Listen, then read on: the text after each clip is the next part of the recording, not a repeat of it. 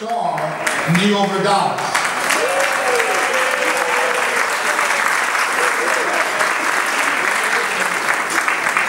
We heard that Nia was far more than a star.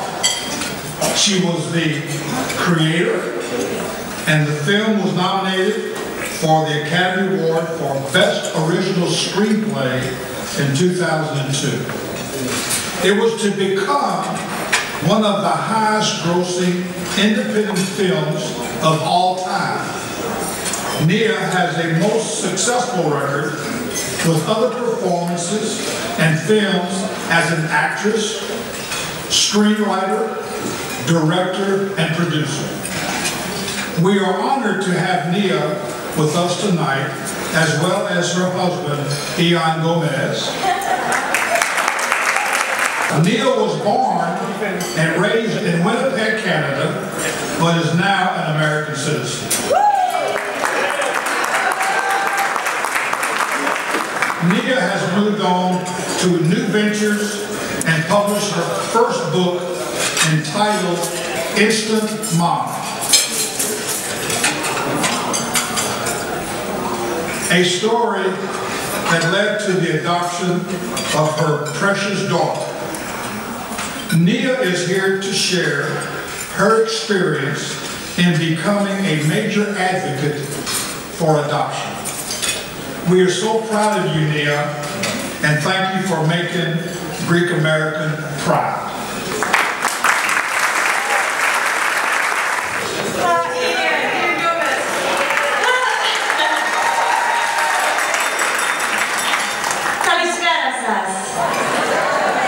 Your Eminence, Archbishop Demetrios, Your Eminences, Your Graces, Reverend Fathers, Mr. and Mrs. Cotros, membership of Leadership 100, and guests.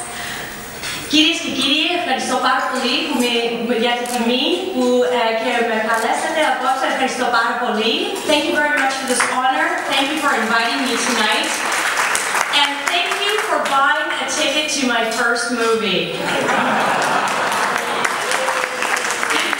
If I am here, it is because of all of you. Thank you so much for going to that movie again and again and going back with your yaya. Thank you for taking your non-Greek next door neighbors. In Hollywood, we have a new term for marketing. It's called telegram, telephone, telegreek. Thank you so much. As you know, growing up in a proud Greek family with a mom and dad, my dad Constantine and my mom Doreen, who are here tonight, I felt that it was normal when my parents would visit me at theater school in Toronto, and I would pick them up at the airport in a taxi, and I felt that it was completely normal that my dad would peer at the driver's ID in the back seat. My dad would peer at his name, and it would be something like Pamir Pamashkibab. And my dad would look at his face in a turban and go, "You Greek?"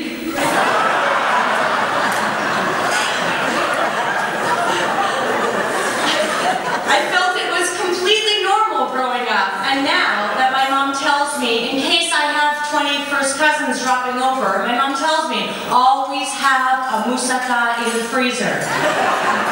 I feel that this is normal. But as a second-generation Greek person, and as you know, so many of us here tonight, I feel that there is a time when you have to question, how Greek am I? No judgment, but you ask yourself, am I the type of Greek who goes to church once a year at Easter? Am I the type of Greek who is going to bring the traditions home that I was raised with? Now, as you know, I married a Xeno.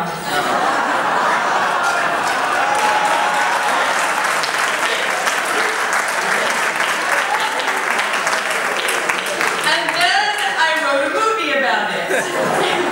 I also, as Mr. Cotros is saying, I wrote a book now called Instant Mom, and it is the story of how my husband Ian and I adopted our daughter with only 14 hours notice when she was a preschooler. The only mistake we made a week before we bought a white couch. So we had 14 hours notice and a preschool preschooler walked in our door and we became instant parents. And I'd like to read now from my book, on sale now, by the way. On sale now. I'd like to read now from my book, and it is called Chapter 19, Greek Baptism. There is a mountain of gifts in my front hall. Today is my daughter's baptism. When we met our daughter, she was almost 3 years old, and the first time my family saw her chew a lamb bone and eat through a plate of olives, they squealed, "She's clean! She's clean!" For the last year, I have described to my daughter what her baptism will be like. In the Greek church, we fully immerse babies in a tub of holy water. Pieces of hair are trimmed, and of course there's olive oil involved, since every ceremony seems to tie in somehow to Greek salad. I'm not sure my daughter is going to go for it. She is almost 4 years old, so very opinionated, which is a nice word for bossy. But she seems excited about today, probably because she knows we're having cake afterward to celebrate. So with my parents and family in tow, we all head to church. We've asked my cousin George Skoufis to be our daughter's godfather, and Rita Wilson to be her godmother. I'm very close to my cousin George. He was our best man at our wedding. And Rita is like my fairy godsister, since she and her husband, Tom Hanks, produced my big fat Greek wedding. So it seems fitting that she now baptize our daughter. Tom will also be my daughter's godfather, since he's married to Rita and is now Greek Orthodox. We got one. So at the church, congenial Father John Backus welcomes our large group, and I see that my daughter is calm as she watches the ceremony begin. She is almost 4 years old and about to be baptized.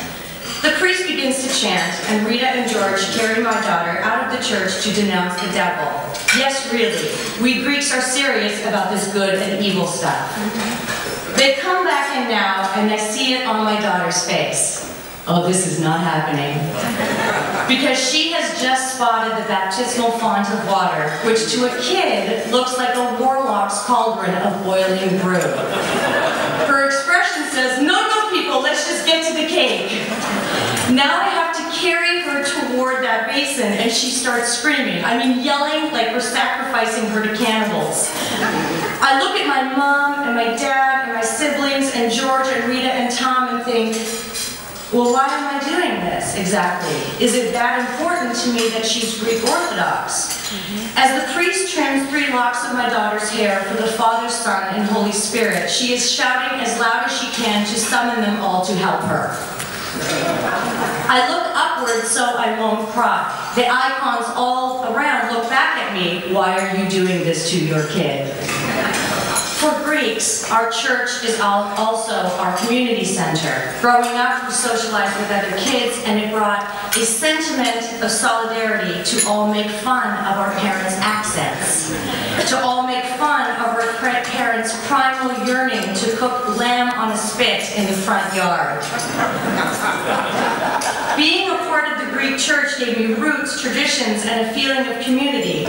I want my daughter to think of church as a place she can always come to. But she has another plan today. Ian and I cannot console her. She is screaming that this must stop. Rita is soothing her, softly whispering that the baptismal font is just like a warm bath. And I watch my friend Rita. Our shared background is what immediately bonded us the night we met in that small theater when I was doing my solo stage show. We knew each other right away. And because of our same culture, we moved so easily into a friendship.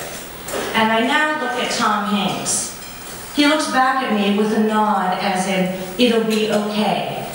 In that moment, I see him not as Tom the movie star, not as Tom my now friend, but as a parent.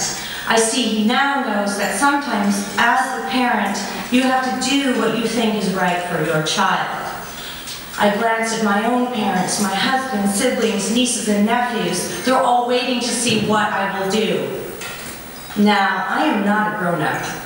I would rather take my daughter and run off to join a circus than cause her pain, and she is shrieking and pointing at the cauldron of water as if we're about to make a broth, a zoumi, out of her. So I make a decision, and just like that, I dunk her in the basin, and my daughter goes crazy, crazy. crazy. She gets furious. Ian helped Rita and George pitch in. The priest dumps her some more, and she never stops screaming. Suddenly, it's over. So Rita and I quickly take her away to change her into her new outfit. Rita's experience as a mother shows as she is tender and gentle with my daughter and eventually even gets her to laugh.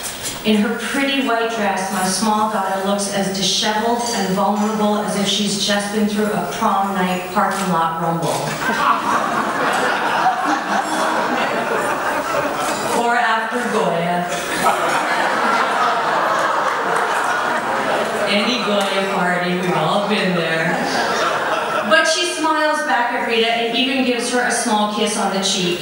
As we're driving home, our daughter says to Ian and me, "I'm really mad at you." And I say, "I know." Sitting beside her in the back seat, I take her hand and squeeze it. I am not sure I did the right thing. I wonder if this is what being a grown-up is supposed to feel like. My daughter declares, "I don't like it there." Now, I should spout off about how great church is, how it will always be a place she belongs. But I don't right now. I just touch her face and say, "You don't have to go back there again until you get married." So I guess I'm not really a grown-up after all. And for the record, she goes back a lot, because a few months after her baptism, she starts Greek school at the community center. I can find some parts of my Big Fat Greek Wedding are a documentary. But I see today at church, as we walk to get communion from Father John, we have to pass by that big baptismal font. My daughter walks a wide circle away and around it. She has not got near it since. Thank you.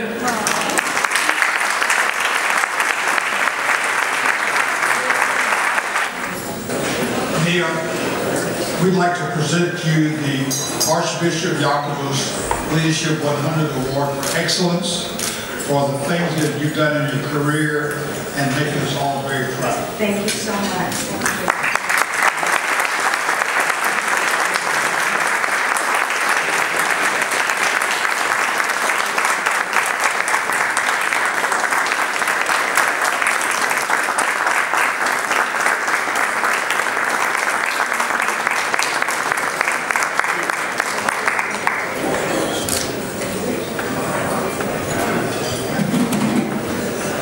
I would like to congratulate